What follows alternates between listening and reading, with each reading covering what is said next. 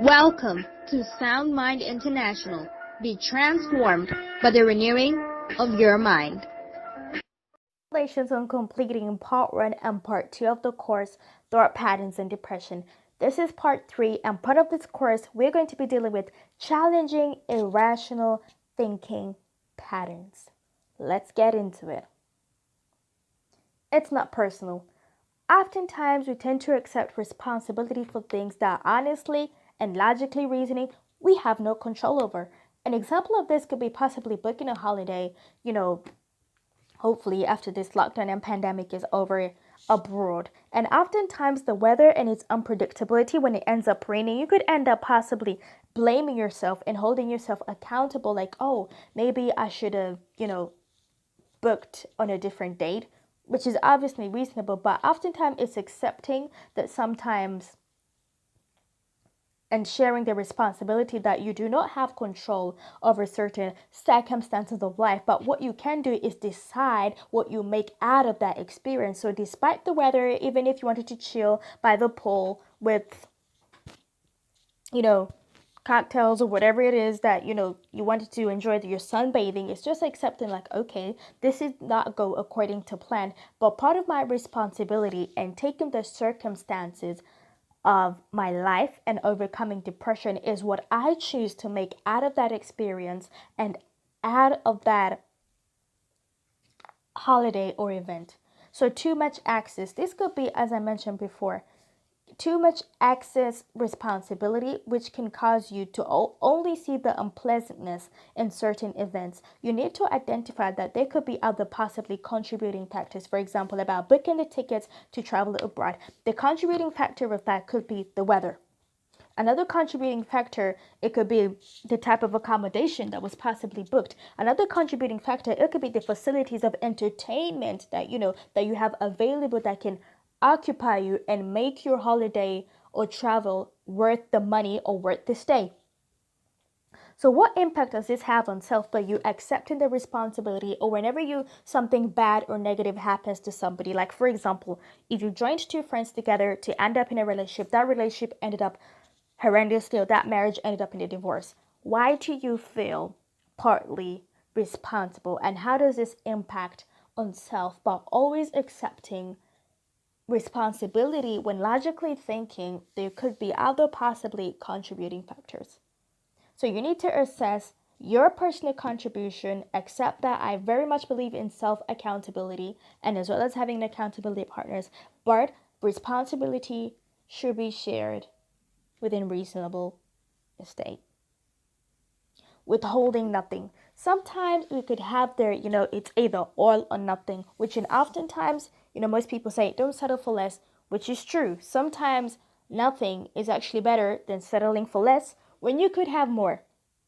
So sometimes having two variable extremes, an example for this could be like, okay, maybe you're not the most best dancers or singers or performers or writers or something, but maybe an extreme case of this or perception, it could be like it's something is either hot or cold. There's never really an equilibrium or a point of balance whenever it comes to things. For example, you could think you're either an excellent writer if you're a student, or you could think like you're terrible. Like, why should you even be, like in school, you could often feel times literally like you're wasting time. My personal experience with this, when withholding nothing, when I was in university, it could be like, when it came to writing essays, it could be like, it's either if I don't get a certain grade or a percentage, that will make me terrible. I was like, it's either I need to get like, for example, like a first class or an exceptional first class, or it was nothing at all, and not acknowledging the effort or appreciating the little steps and gradual steps. Because writing, for example, it's a technique and it's a skill that takes time to cultivate and learn and to perfect. So oftentimes you need to find a balance of, it's okay, for example, I'm not the best of writers, but you know what, I'm going to make an attempt, and whatever grade I got, so long, maybe if it's above the parse mark, I could be content with that, but knowing I have the potential to do better. Now that is a reasonable way of thinking and finding a balance and finding alternate, possibility to things. Sometimes, it's not too hot or cold. Yes, you could not be the best dancers, but an extreme case would be like, okay, people are gonna laugh at me, or I'm embarrassing, or I shouldn't even be doing this. But a good balance of finding alternate possibilities, like, you know what, I'm at a party, it could be a wedding, it could be an event, I'm gonna get up, I'm gonna enjoy, live for the moment, and have a good time. So stop seeing the fault and the nuisance in every situation, in every activity or project or anything that you find yourself doing. Do you overgeneralize things? As I mentioned, I used to have this problem by generalizing people based on past experiences. And as well as it could be future projects. So, reaction when you don't get what you want. What is your reaction? Sometimes, life is what you make it. Not all that glitters is gold, but what is your reaction when you don't get things that you want? I need you to think differently, as extra skills or qualification. Like, yes, maybe you might have not have gotten if you're a student that first class, but whatever degree class that you got, surely you must have gained some adequate skills and knowledge that are transferable into a workplace. And as well as the different things, instead of overgeneralizing things whenever we don't get what we want, is you need to know your place of authority and talents. Like, yes, as I mentioned, you didn't get that job interview. It does not mean that nobody else wants you. It does not mean that you're not employable. Adapting, a healthy thought process.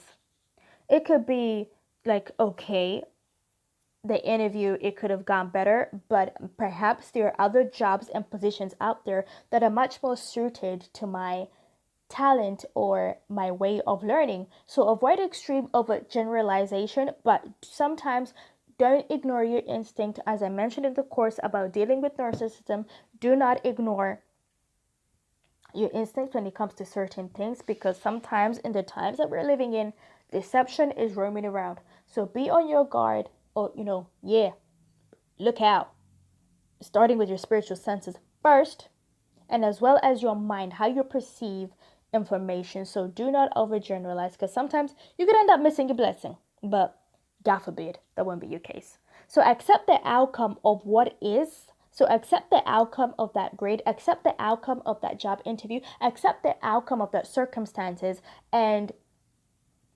don't read too much into this. Don't try and find meanings of, like, did it mean something more, did it mean something less? And beloved, if you change your attitude, this will change your altitude. Disqualifying negativity and adopting positivity. Oftentimes when it comes to disqualifying negativity, try not to find their negative attachment of things. They said, that, for example, if somebody gives you a compliment, you just have to, again, as I told you, live in the moment, accept something for what it is now, as opposed to, or qualifying a negative approach. It could be like, oh, well, they only complimented me because I was standing there and everybody was there to hear or to witness it. So accept the compliment with gratitude, okay? You're adopting positivity and you're trying to disqualify such negative perception or such negative thoughts. You don't want to depreciate yourself. As I mentioned, you want to acknowledge, you want to embrace, you want to appreciate and celebrate little steps. So stop looking for the underlying factors. Now, from personal experience, I used to have this problem. I used to think like, why are they so nice to me? Why are they doing this? As I mentioned before, notwithstanding people with different personality traits, but oftentimes, you always think it's like, especially when you're not used to receiving compliments or good news or even any awards, you think like, I wonder why they did that. So stop reinforcing negative beliefs and looking for that underlying factor, because oftentimes this could be a killer when it comes to most relationships or any type of friendship or relationship, is somebody always looking for the underlying factor. So appreciation of efforts, believe or accept compliments or feedback with sincerity, whether even if they meant it or not, but so long as in your mind, in your heart, you accepted that with thanksgiving. wishful thinking. I know, that I could have done this, I should have done that, I would have done that, I'll be here, this wouldn't be happening.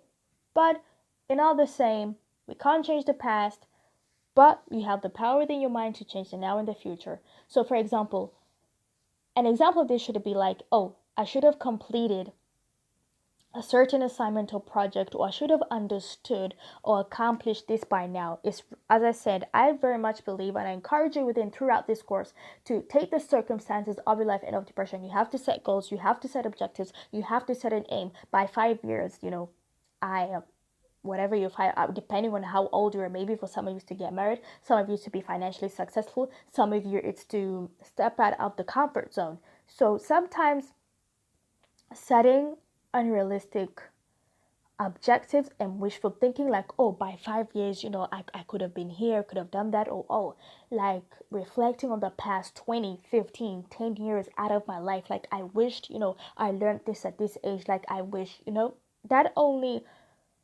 hurts you mentally. It encourages negative disqualification.